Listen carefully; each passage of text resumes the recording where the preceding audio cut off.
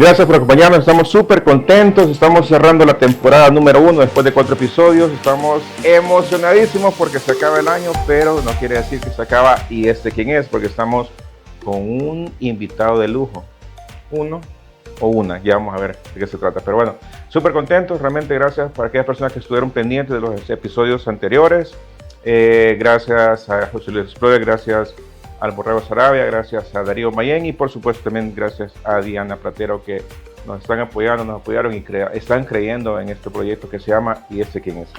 Esta vez estamos ya con el episodio número 5, estamos emocionadísimos, como les digo, tenemos una invitada de lujo que ya van a ver ustedes en un momento de quién se trata.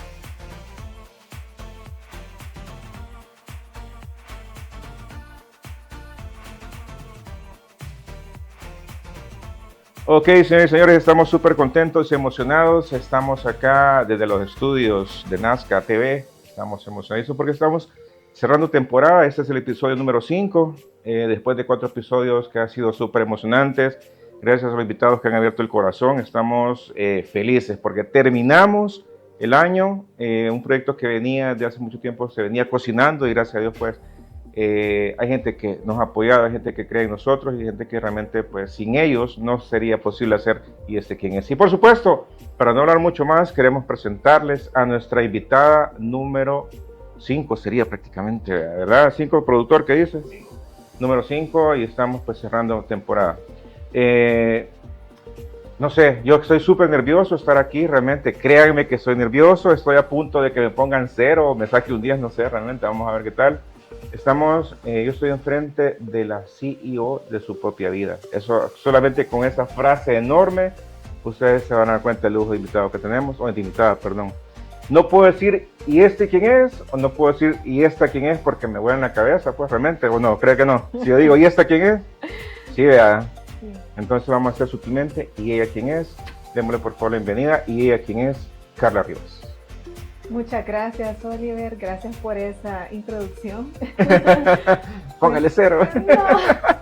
No, para nada. No, estoy súper emocionada también de estar acá, de verdad, muy agradecida por haber sido invitada a este espacio y por cerrar así esta temporada de Y ella. Y ella, por supuesto. Muchas gracias, de verdad.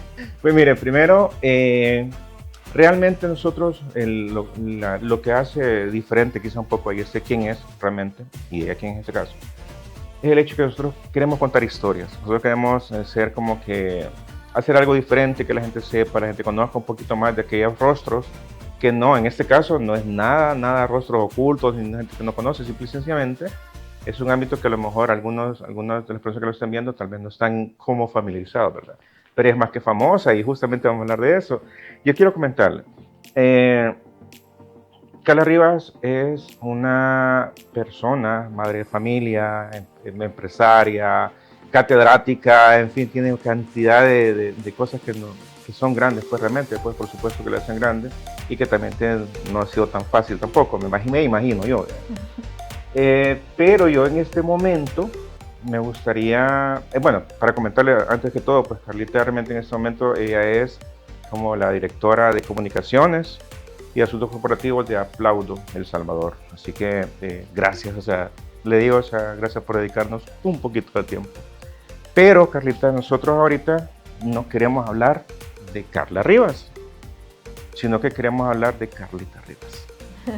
Okay. ¿Cómo o por qué?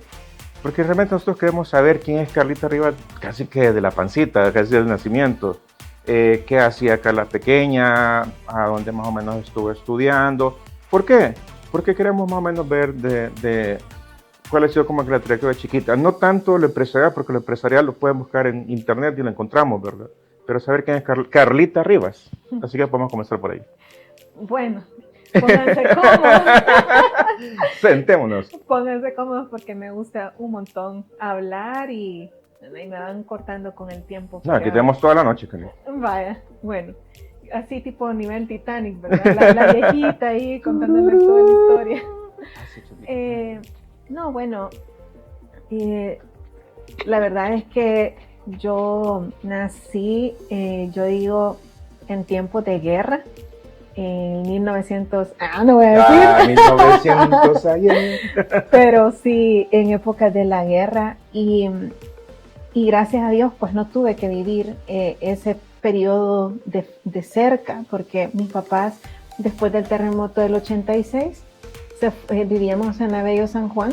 En los planes. En los planes, y se mudaron a una zona bastante alejada allá por lo que ahora es Metrocentro Lourdes. Ok. Entonces, pero antes aquello era rural. En Las Moritas. Más adelante, por Zapotita. Pero todo eso era rural, ¿verdad? Okay. Yo me acuerdo de viajar desde mis 5 años hasta que me casé, toda esa calle de los Chorros, todos los días, y he visto cómo ha ido evolucionando, cómo creció la misma Más calle. Más trabazón todavía. Sí, pero antes no era tan así, ni luz, nada, ¿verdad? Entonces, pues mi mamá era consejera de belleza, ella vendía productos de cosméticos en Agelsa en aquel momento, en Simán Centro. Mi papá pues era corredor de seguros, pero después yo ya tenía 9, 10 años por ahí cuando se graduó como abogado, y entonces ya empezó a trabajar en esa área también. Tengo una hermana también de parte de mamá y papá, que nos llevamos 1 año y medio. Y la gente haciendo cuentas ahorita. Ajá. 86, terremoto, la guerra. Al final del programa dijimos, ¿verdad? Entonces, creo que hubo un gran cambio en mi vida porque crecí en la ruralidad. O sea, yo crecí en un espacio abierto. Mis papás fueron construyendo la casa por pedazos. Entonces primero solo teníamos la habitación el cuarto, pues donde dormíamos los 4. Sí. Eso era todo, un baño y la cocina. Después fueron expandiendo la casa, hicieron un pasillo, otro cuarto y así, hasta que fueron construyendo la casa. Pero mientras tanto, esto era un terreno grande. Como de 50 manzanas, pues, la pequeña. Un terreno, pero con muchos árboles frutales, la calle de tierra para llegar, el acceso, ¿verdad? Como no había muro, obviamente, ni puertas teníamos al inicio en la casa. Entonces, tenía un grupo de vecinos, a la par de mi casa tenía 3 varones, como de mi edad, 2 casas más abajo otro varón, y llegaba un primo de una amiga también vecina, que también era como de la misma edad, éramos como una pandillita ahí, y mi hermana y yo éramos las únicas niñas, entonces yo era como bien, me gustaba un montón como esos juegos de espadachines, subirnos a los árboles, venirnos con todas las ramas, hacer competencias de bici. ¿Tenía el río cerca? No. No, ok. No, pero sí estuvo, la infancia estuvo súper interesante porque veníamos corriendo, nosotros viajábamos después del colegio, nos traía un bus escolar, no era un microbús, era un bus. Y nos llevaba, después de ir a dejar a otros, en calles de polvo también, nos llevaba. Y a veces le dejábamos el bolsón a la señora que nos cuidaba y empezábamos a correr toda esa calle a ver quién ganaba, o con todos los bolsones. Y lo tirábamos, y después lo primero que hacíamos era ir a ver si encontrábamos nances, porque teníamos un árbol de nances. Y teníamos guayabas, y limones, cocos, naranjos, de todo. Entonces, fue una infancia bien bonita de juegos en exteriores, con este grupo de amiguitos, que era como que vivíamos en un mundo aparte, diferente. Sí, ¿no? Definitivamente lo que me está contando, pues, o sea, es completamente aparte que las urbanizaciones, pues, realmente, ¿verdad? Entonces ahí, y nos metíamos a los terrenos baldíos. O sea, ahora pienso, yo digo, nos podrían haber de verdad picado las culebras, de todo, porque eran terrenos súper baldíos y sin ningún cuidado, y nos metíamos ahí en jeans. Yo no andaba en tenis, yo andaba en jeans de plástico, algo así, de eso. Y ahí andábamos en la bici. Y bicis que ni siquiera a veces eran de nosotros, sino que de mi papá, grandotas, de unas grandes ruedas delgaditas, y ahí. era súper bonito. Me subía a la bici y a veces me iba toda la calle sin manos, solo Qué con el pie. chido. Va, Sí, es que a mí eso me encanta, perdón que interrumpa, pero eso me encanta porque inclusive ahorita que me lo está contando me estoy imaginando, o sea, me estoy haciendo en la mente lo de la bici porque hay algunas cosas que también yo más o menos las viví así, ¿verdad? Porque antes no estaba el tema del teléfono. Bueno, de hecho, hace poco estábamos hablando con uno de mis hijos porque pues a él le gustan un montón los videojuegos y es otra etapa. Sí. Ahora él hace también videos y cosas, pero yo le contaba que yo tuve, bueno, había un Nintendo NES que lo tenía una de nuestras vecinas mayores. Tenía piso, porque en esa época no era cualquiera. Ajá, y todos los demás nos poníamos alrededor, éramos casi 10, alrededor de la tele, ese juego de video y nos compartíamos los controles, ¿verdad? Entonces, después ya tuvo la familia de mis vecinos y los otros. Fue ampliando la red de juegos. Y yo no tuve un NES, sino que mi mamá me compró uno, pero era diferente. Y yo decía que era como chinito, ¿verdad? O sea, que era el NES. La imitación. Exacto.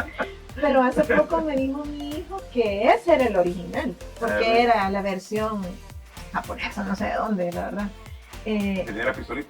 Ajá, el de los patos. Ajá. Y entonces, bueno, yo no lo sabía hasta la semana pasada. Okay. Pero sí, fue como eso, era bien poco lo que jugábamos videojuegos, ¿verdad? Era más el afuera. Y cabal, realmente, créeme que entonces estamos hablando de los niños, yo me con mis hijos, ellos juegan y todo, pero de repente pues, con el teléfono, y eso que no trataron de hacerlo mucho, ¿no? Pero bueno. Son otros tiempos. ¿Y se puede saber dónde estudió en esa época? Sí, yo estudié, bueno, toda mi vida escolar, desde los 5 años hasta que me gradué en el Colegio Fátima. ¿En Fátima? En Santa Tecla. Ajá. Soy tecleña. Soy tecleña. Mi mamá tenía un negocio. Después de trabajar en esto que les decía de los cosméticos, ella emprendió. Entonces abrió, primero era una tiendita como de lácteos y después ya se hizo un mini súper en una esquina, ahí en Alto de Santa Mónica, y yo en algunas, bueno, columnas y escritos que hago, yo me autodenomino la niña de la tienda, porque estuve ahí por un montón de años y le ayudaba a mi mamá a vender y fines de semana y de todo, hasta que me casé. Y vamos a llegar a eso, voy a lo que va a decir en las columnas y vamos a explicarles por qué dice eso. Sí.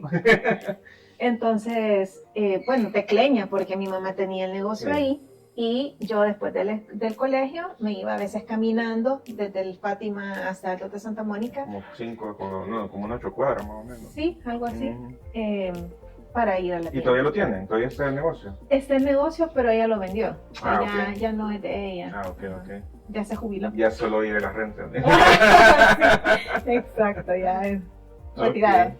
Pues mira, pues un pajarito me dijo que usted tuvo chiquidui. Chiquidui. Ajá. En la hora de los niños. La hora del niño, la hora del niño. Sí. Yo creo que ni existían los chiquiduis todavía.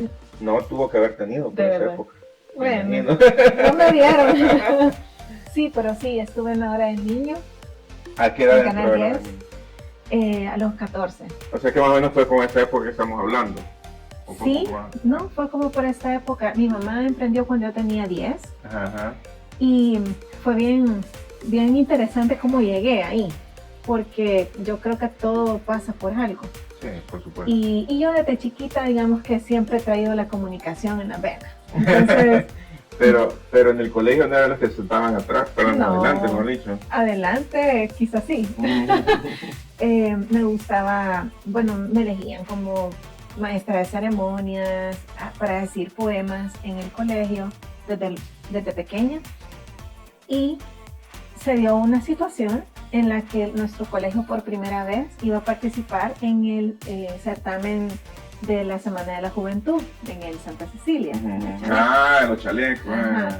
Y siempre en Santa Tecla. Entonces, una maestra, la señora de Prado, que en paz descanse, ella me invitó, me dice, vaya, mira, necesito que te aprendas este poema, vas a ir a representar al colegio, y yo creo que era en un mes o menos. Y el poema era de un montón de páginas y dicho duraba como 15 minutos. Y era un lenguaje no tan normal porque lo había escrito un padre que se llama Alejandro Galeano, que él escribía a Aniceto. Entonces era como en ese lenguaje de Aniceto. Pues empecé, me lo aprendí con ayuda de mi mamá. Voy a decir que con ayuda de mi mamá porque antes me preguntaban, ¿y quién me ayudó? Yo sola. Igual que mi hija ahora, ¿verdad? Yo solita me lo aprendí. Bueno, pero sí, fue con ayuda de mi mamá y de mis amigas. Eso quiere decir que mamá reclama muchas veces. Ya es repetitivo. Y fui a ese certamen, llevaba mi barra, que eran mis compañeras del colegio, de grado. Pero imagínense, yo era una niña de 13, 14 años. Y además muy subdesarrollada para ese momento. Y bueno, hay fotos de cuando yo estaba en la primera fila esperando que me tocara. Me subo a ese escenario, veo ese mar de jóvenes, varones, casi todos en el chaleco, en el auditorio. Ah, el auditorio, ajá. Y de repente me subo y cuando estaba presentando el poema se me olvida el nombre del autor y me quedé en blanco. Pánico escénico. Se me olvidó. Y me quedé y yo solo recuerdo que le hice con el micrófono de pedestal en el silencio, dice como... Ese, sí me acuerdo que lo hice y de repente regresó el recuerdo y pude seguir. Quedé en segundo lugar. Okay. Por el... No digo el primero. Sí, no, es que el del primer lugar, conozco a la persona que lo ganó y es que ella llegaba hasta vestida a dar el poema, pero lo hacía muy bien. Bueno, al final gané el segundo lugar y en ese auditorio estaba un buscatalentos de Canal 10. De la época. Ajá. Que me invita a ir a decir el poema a la hora del niño. Entonces fui a decir el poema a la hora del niño. No fui como del equipo de presentadores del programa, pero luego hice un curso de animación infantil ahí en el canal y luego abren el espacio para, bueno, canté un par de canciones también ahí. Mario, pon el karaoke aquí en la pantalla, por favor. Amo el karaoke, pero bueno. Y luego resulta que después de esto abren el espacio para un programa que se llamaba Juventud en Línea. Así me acuerdo. Bueno, pero antes de eso yo sí entré a Sin Fronteras, que era un programa, también eran como un poquito más grandes las niñas que estaban ahí, pero empecé a hacer como reportajes. Eso era como noticioso, o siempre tenía que ver infantil.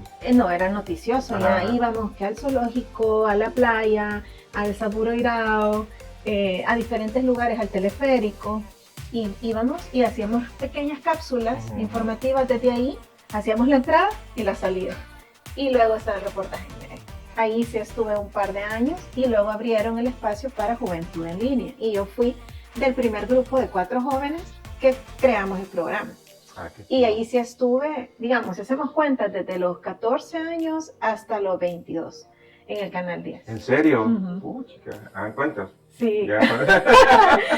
Entonces, bueno, fue realmente una experiencia súper bonita porque para mí es como si yo no hubiera podido seguir en ese escenario, probablemente no hubiera tomado la carrera de comunicaciones. Yo seguí haciendo comunicaciones, bueno, seguí presentando este poema en otros concursos, en el Don Bosco. O sea que la niña de la tienda pasó a la niña del poema. Sí, de los primeros kaites, porque así se llamaba el poema, mis primeros kaites. Ah, sí. Muy bonito, todavía me lo puedo. Eso iba a decir, por favor, hagas una estrofa. Vale. Había un dicho algo raro que repetía mi abuelo. Aquel que nace pachucho, del cielo le caen los huesos. Yo me reía y le decía, eso sí que no lo entiendo. Ve, me decía, pasmado, ese es un dicho para viejos. ¿Primer lugar? Yo soy el primer lugar ahí. No, es que es bien emotivo. O sea, ese es como el principio, pero ya termina como diciendo algo como las ventanas de los cielos se me abren todos los días porque Dios es muy bueno. Él nos dice en Malaquías que nosotros lo probemos. A yo me tocó cipote probar que aquello es puro cierto. Aquellos primeros kaites no se van de mi recuerdo. Es porque en la trama el niño no tenía dinero, sus papás no tenían dinero para comprarle los kites. Y él iba a ir a la escuela y estaba súper feliz, pero no tenía kites. Entonces toda la historia es cuando se los compran, van al mercado, los estrenan, se los ven los amigos, pero va a la iglesia y están hablando de donar y de compartir. Entonces él los pone en la bandeja de la ofrenda y cuando sale piensa que su papá lo va a regañar. Pero al contrario, el papá le dice que le ha dado una gran lección porque ha dado lo que más quería. Y ahora dice, no, porque al inicio dice que la mamá quería que fuera, no, él quería ser o payaso o guardia por el uniforme, que según él iban a ganar bastante. Entonces al final del poema dice, yo no fui ni guardia, ni payaso, ni cartero, pero ahora tengo, habla sobre las ventanas de los cielos, que el Señor le regresa al dador alegre. Entonces es bien bonito el poema. Y al final, bueno, lo fue a presentar al Betania, al Belén, al Don Bosco, al Santa Inés, de todos lados. Y gracias a Dios, pues siempre me iba súper bien y quedaba en algún lugar. La verdad que, o sea, escuchándolo está súper bonito, pues acaban de despojarse de todos los bienes y me imagino que por ahí va a estar por Sí. Suena bonito también. Sí. Y más en la voz de Carmen. Pero dura 15 minutos, algún día se los puedo decir, pero... No, es que tenemos toda la noche, ¿verdad, Mario? Le pedimos comida. Sí, entonces así fue como yo llegué al canal y después de esto yo me quedé con eso también de seguir explorando el tema de la comunicación. Me metí a estudiar comunicaciones y al grupo de teatro y estuve en el grupo de teatro. Fuimos a actuar a diferentes lugares en el interior del país. Estuvimos aquí en el MUNA, en David J. Guzmán, en el Patronato Pro Patrimonio Cultural. Fuimos a Colombia a actuar en el Festival de Teatro Alternativo. La última actuación fue en el POMA, en la obra El Último Bolero. Y créanme, voy a regresar. Eso. Porque quiero seguir actuando, es algo que me encanta. No, súper bien. Algo que estábamos hablando, bueno, solo antes de que se me olvide la idea, de la época esa de los amiguitos de Lourdes. Ahí, o sea, ¿se mantienen en comunicación con alguno de ellos? ¿Todavía se ven? ¿De repente se han encontrado en el camino, en la vida? ¿O ya no tienen contacto? No, ¿cómo no? Bueno, todos estamos conectados en redes sociales. Sí, pues entonces ahí nos seguimos, en los cumpleaños nos felicitamos. Ok. Sí, seguimos todavía. ¿Todavía se acuerdan cuando andaban, se caían de los palos? Sí, cuando le pasaban encima en la bici, no, es que era terrible. Una pregunta, tomando un poco el tema del Canal 10 o de la Hora del Niño, así es, la Hora del Niño, esa época, ¿cuál fue como que la mejor época realmente de esa temporada, digamos, de alguna manera? ¿Qué fue lo mejor, digamos, de estar ahí? Bueno, a mí me gustó un montón toda la experiencia que tomé mientras estaba en Sin Fronteras, porque era la primera vez que yo tenía contacto con las cámaras. Entonces, ahí un saludo a don Vladimir Fernández, que él era el productor del programa y nos enseñaba... El niño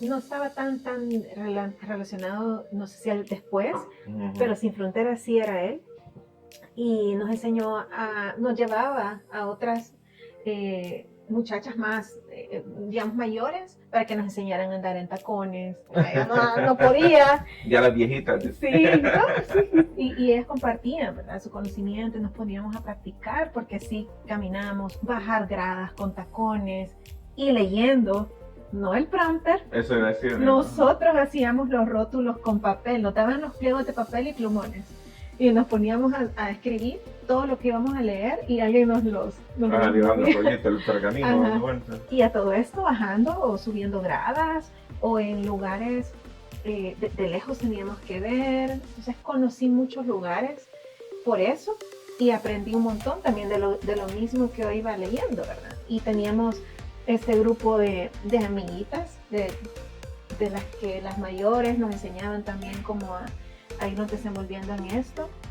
Entonces cuando llegué a Juventud en Línea ya llevaba algo de tabla, ¿verdad? Entonces aún así no era fácil porque aquí estábamos leyendo, pero en Juventud en Línea ya era manejar un grupo de jóvenes, hacerles preguntas, como ir a hacer algunos reportajes, entonces ya iba incrementando también el nivel de dificultad. No, y como les decía hace un minuto, ahorita estoy súper nervioso, realmente, o sea, estamos con una eminencia en comunicaciones, así que no, póngale cero. No, lo siento súper bien. Al salir le doy feedback. Eso, no, para nada. No, pero la verdad que súper contento. Créame que es algo que más o menos yo estaba así, estaba enterado de eso de la hora del niño, más no sabía que había estado todo eso trayectoria, porque al fin y al cabo estamos hablando que fueron como 10 años más o menos. Sí, sí, fue bastante tiempo y todo esto combinado con el colegio, con el deporte, yo jugaba básquet, estaba en la selección del colegio. Una joyita.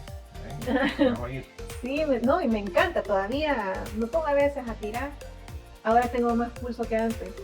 La práctica, sí. Pero bueno, eso también fue como bien bonito porque teníamos un grupo que era bien integral, sacábamos buenas notas, estábamos en el equipo y además algunas se iban a certámenes de mate, otras de canto, yo en declamación y así. Era como que... o sea que sí, realmente fue una buena estudiante. Sí. Integral. Sí, no, yo salía bien. No era la mejor, pero sí salía bien y me gustaba un montón participar, aprender, andar en todo. Y como estábamos en el equipo, andábamos en todos los intramuros. No, me imagino todo eso, sí, yo recuerdo todo eso. Sí. O sea, bonito porque yo sí, créanme, yo la escucho y es interesante escuchar todas las experiencias. De repente uno se va imaginando las cosas que van pasando, la verdad que es súper bien, súper interesante. Y luego salió el Fátima. Sí. ¿Y de ahí para dónde? De ahí me fui a la Matías. A Matías, ok. Y ahí siempre como buscando, bueno, digamos que en mi familia ha habido muchos abogados. Mi papá era abogado, mi hermana estudió también leyes, mi tío, mi prima, mi primo hermano, todo era como que me iba... O sea, que ahí el que se acercaba ya sabía lo que era. Sí. Y quizás había una expectativa en algún momento de que yo también estudiara leyes. Pero como venía desde chiquita con esto de las cámaras y la televisión y las alguien tenía que romper el guacal. Ay, me tocó a mí. Y tuve el apoyo también de mis papás. Bueno, mi mamá anduvo conmigo en el equipo, en los partidos, también en el canal y todas las grabaciones. Entonces, ella sabía el tipo de perfil que yo llevaba. Y cuando entré a la universidad a aprender, bueno, a estudiar comunicaciones, mi meta era ser presentadora de noticias. O sea, ese era como lo que yo quería Por hacer. eso, el fin de la carrera, definitivamente. Pero al entrar ya a conocer más de la carrera y entender otras áreas, a mí me encantó la materia de las relaciones públicas, que me la dio un catedrático que lo admiro hasta el día de hoy, Luis López Portillo. Un saludo a Lic López. Y no, o sea, ya empezar a hablar de estrategia, de audiencia, de mensajes, de influencia, de cómo poder influir en la agenda mediática, en todo. Entonces, sí, me encantó y por eso es que empecé a trabajar en eso. Ok. No, y la verdad que, bueno, ya hablamos un poquito de todo lo que era Carlita Rivas, pero ahora ya vamos a empezar a hablar de Carla Rivas. La MBA, ¿verdad? O sea, es MBA, o sea, no estamos hablando con alguien, pero yo quería preguntarle algo. Ya empecé a hablar un poquito del tema corporativo, el tema de todo lo que ha hecho, pues realmente Carla Rivas es una experta en comunicaciones, es una persona que ha estado en relaciones públicas, una persona que ha estado también en la parte, bueno, como catedrática, ¿sí? ¿Me equivoco? No.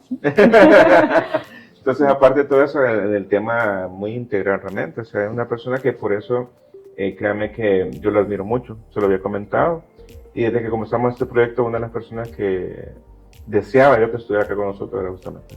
Entonces, feliz que esté aquí, pues realmente, no, gracias, no le tengo nada que decir gracias toda la noche. Y sí, yo sé que ha tenido muchas experiencias en la parte, bueno, aparte de la experiencia de Canal 10, yo sé que también ha estado en agencias de publicidad, que están en empresas de comunicaciones, en la parte también de responsabilidad social, empresarial, y en la parte de voluntariado también. Sí. Cuéntanos de voluntariado. Así que aparte de eso también tanto. Sí, la verdad es que ha sido, ahora que lo escucho, sí, ha sido todo un camino. Ya no me acordaba. No, ha sido todo un camino, pero no creo que haya sido intencional en ningún momento, como empezar a hacer esto, lo otro, sino que han sido oportunidades que me han llegado o que he buscado y que las he aprovechado. Y desde que comencé, por ejemplo, en la carrera, bueno, comencé a trabajar joven. Tenía como al segundo año de la carrera o tercer año, comencé a trabajar en una agencia de relaciones públicas, donde aprendí muchísimo, pero ni siquiera pregunté cuánto me iban a pagar. O sea, yo quería estar ahí, no me importaba si no me pagaban. Y ahí estuve el primer año, después me moví a trabajar en el gobierno, en lo que ahora es Invest. Era Proesa eso. Era Proesa. Y llegué, en realidad, en los primeros meses a apoyar un montón en la parte administrativa, a ordenar requisiciones, órdenes de compra. A ordenar los papelitos, memos, todo esto, apoyándole a la que era mi jefa. Y luego ella se va del país, le salió una oportunidad fuera y me quedo yo con eso. No llegó un reemplazo, en todo ese tiempo lo hice yo sola. Sí, era yo sola, con algún apoyo de otras personas, pero yo lo estaba liderando. En eso me graduó y se nos mete la idea a dos compañeras más y a mí, amigas de la universidad, de irnos a estudiar fuera. Entonces nos fuimos a Barcelona a estudiar un año. Mi primera maestría en gestión de la comunicación corporativa, dirección de la comunicación corporativa. Qué bien. Entonces estuve un año allá, que fue un año espectacular, donde viajé, aproveché mucho a conocer, conocí personas de diferentes países, culturas. También tuve la oportunidad de trabajar allá y yo era pasante allá. Estuve como pasante en una agencia de comunicación y pues los eventos eran en aquellos grandes palacios de Montjuic, ¿verdad? O sea, una cosa espectacular. Y luego regresé. Bueno, en todo esto, antes de irme, unos meses antes de irme, conocí a mi actual esposo. Okay. Entonces yo me fui con novio. Pues anduvo vagando. No, pero súper bien. La verdad es que desde que nos conocimos yo sabía que él era. Y no estuvimos mucho tiempo de novios, fueron como 8 meses presenciales y luego no sé cuántos meses online, pero me fue a pedir matrimonio allá en Venecia. Viajamos y bueno, fue súper bonito, la verdad. Y cuando yo regresé, empecé a trabajar como 2 meses después de haber regresado en una agencia otra vez de comunicación, de relaciones públicas.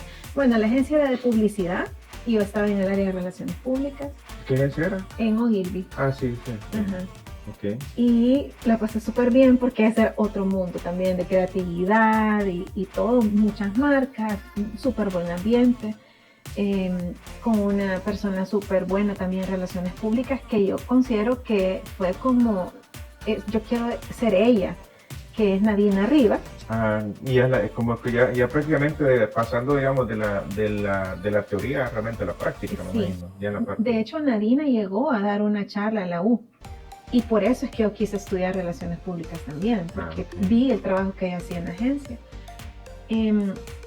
Y después estuve ahí como un poco menos de un año y me moví al gobierno de nuevo, esta vez en la Superintendencia de Competencia, ya con un puesto de liderazgo. Y ahí estuve como 6 años.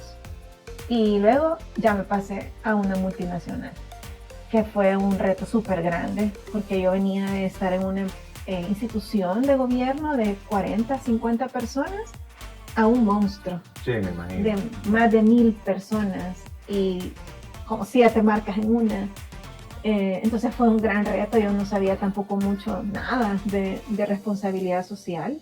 Sí, es que es un mundo completamente aparte, o sea, mucha Sí. gente no sabe y la RSE es otra historia. Es otra cosa, no es solo voluntariado ni solo donar, es mucho más profundo, está metido en, estamos hablando de la sostenibilidad, está metido en la estrategia de la empresa y es generar valor con los públicos de interés. Entonces estuvo súper bien, ese creo que fue el salto que me permitió mucho en esa posición, porque aprendí mucho. Cuando uno está dentro de una multinacional, aprende muchísimo de las mejores prácticas de todos los países, de la gobernanza, de cómo funcionan realmente empresas grandes, serias. Sí, es completamente diferente. El nivel también de lo que se estaba viendo, trabajando, los compañeros, esta gente, todo el equipo que trabajaba allí, de alto nivel, gente de la que uno aprendía en cada reunión. Entonces fue una escuela espectacular.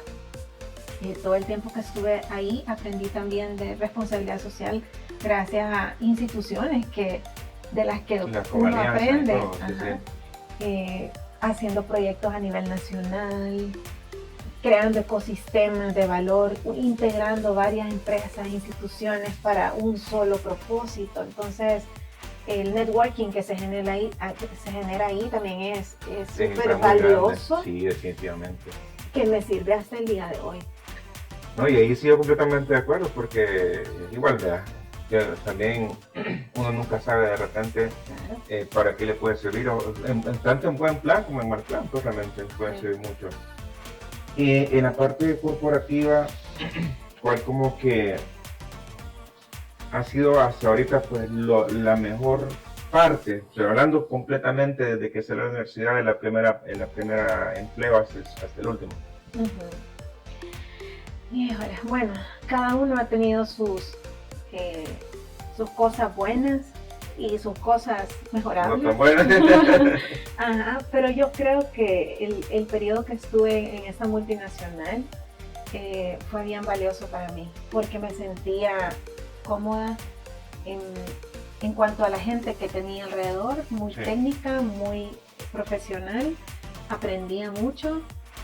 Mis líderes fueron buenos también, me hacían sentir cómoda, valorada y estaba en constante aprendizaje. O sea, yo estar viendo de cerca a 2 pasos, bueno, no, 5 pasos, viendo cómo actuaba el CEO, qué decisiones tomaba, qué palabras decía, cómo motivaba a los equipos. Entonces todo eso era como para mí algo súper valioso. Sí, no, la verdad que cabal ahí está lo que la frase que aporta realmente valor. No, es súper bien. Y por el tiempo también, estuve bastante tiempo, entonces... ¿Cuánto tiempo estuvo? 9 años. 9 años. Sí. Y yo construí el área de comunicaciones, entonces hay mucha satisfacción atrás de esto, porque yo pude ver cómo todo cambió, cómo iba cambiando todo con el tiempo, no solo por mi área, sino todas las áreas, cómo se iban transformando, creciendo, enfrentando retos, enfrentando a la competencia, retos del entorno comercial, político, económico, todo. Todo un poco. Sí. No, la verdad que sí, la verdad que yo tengo menos visto la trayectoria realmente y es justamente eso lo que platicamos antes de comenzar con el podcast.